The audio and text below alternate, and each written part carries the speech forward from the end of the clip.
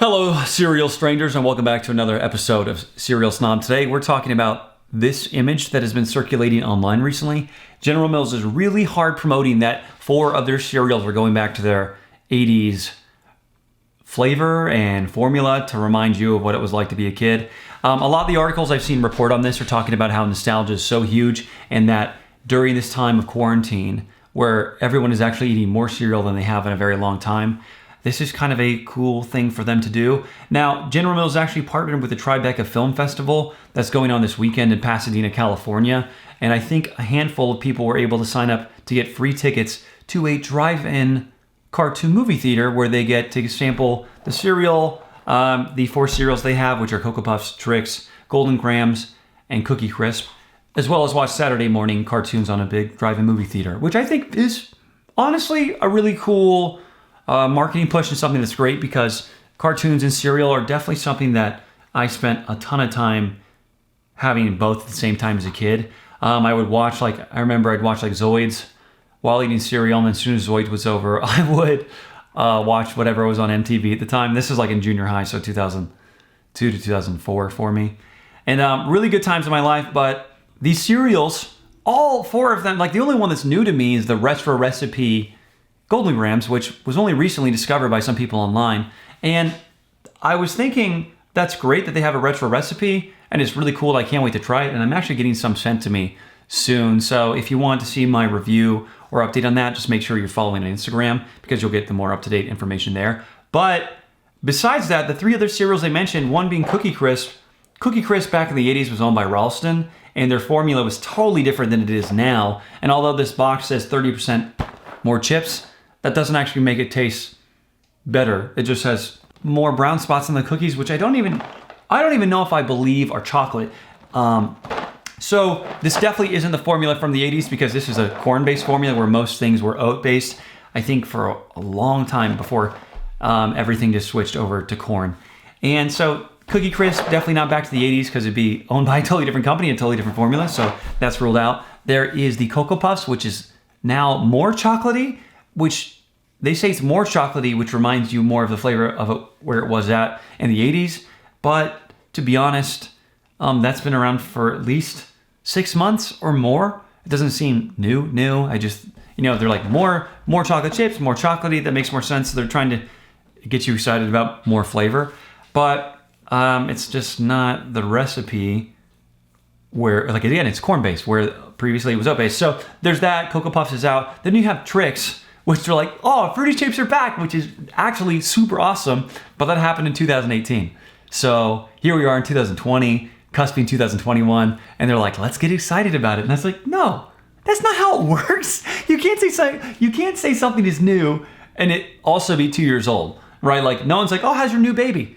You mean my 3-year-old kid? We haven't talked in 3 years. It's not new anymore. Whatever it is, it's not, you can't say that, right? So, Trix are Fruity Shapes. They're back, and it is awesome. They do have the classic recipe where it's artificial flavors and colors, which so many people love, me included. I want my cereal to be what I remember it being and tasting how I remember it tasting. But to call all 4 of these the retro 80s is weird to me. And I don't even know why they chose the 80s specifically is it because Mario Lopez and Saved by the Bell? Mario Lopez is hosting the Tribeca Film Festival with General Mills. I think there's some live stream you can tune into on Saturday. And that is cool, but is that the reason why they call it the 80s? Or did they decide they wanted to focus on the 80s because millennials like me are the people who are buying cereal now more than ever? Actually, I don't talk about this very often, but when I started my Instagram, my YouTube, and Twitter, whatever, when I started Cereal Snob, I originally thought that I get a lot of kids watching my show, which is why more often than not I try and be family appropriate. But my demographics are overwhelmingly millennials, people born in the early 80s to late 80s or early 80s to mid 90s even, and it's amazing to me that is the case. Because if you want to go to my insights on my page, actually I'm gonna screen record this so you guys can see exactly what I'm talking about. As I'm talking about it. So I have 19.2 thousand followers on my YouTube page. And out of that, let's see, my follower base, we can look, is like my age range, 42% are 25 to 34.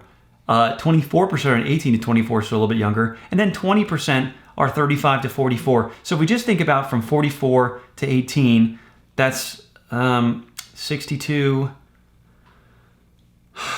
like over 80% of my audience is between 18 to 44. So millennials, right? And I think that's why the 80s to us is like really nostalgic. And I think nostalgia is something everyone wants to cash in on right now. And also, isn't it interesting? My audience is like 61% women. I think it is. 39% men. But anyways, that's just on Instagram. If you want to go to my YouTube studio, you can see my analytics here too, where I think more or less, get out of here, Thomas. People texting me. Let's go my audience here. Audience.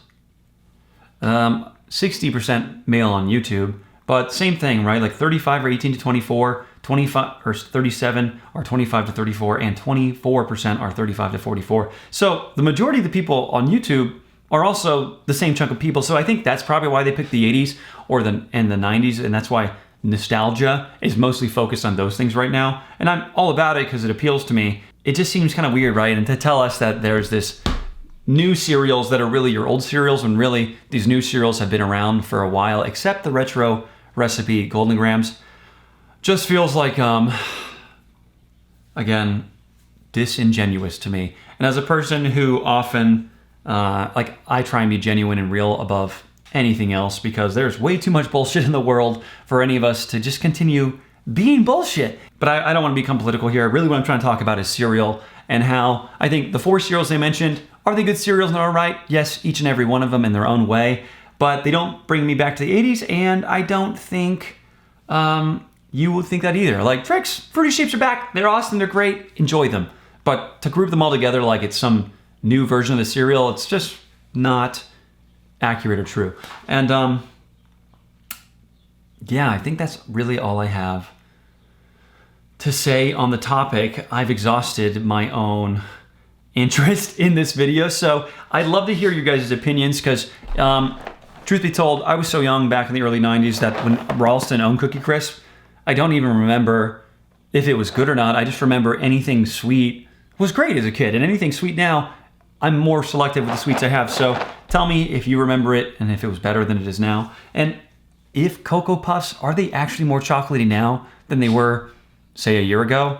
Because like I had the Cocoa Puffs Brownie Crunch and I really like that, but it tastes to me just like Cocoa Puffs. So I don't know. And then Trix obviously tastes like Trix. Golden Grams, I told you I haven't had that one, but I will. Like I think I get that box sent to me today or tomorrow. So if and when I get it, I'll post about it on Instagram, but I just wanted to have this space for discussion to talk with you guys about what your thoughts on this whole retro cereal thing is, because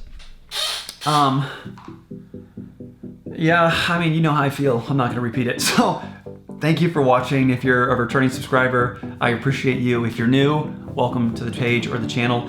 And I'll talk to you guys real soon. Okay, peace.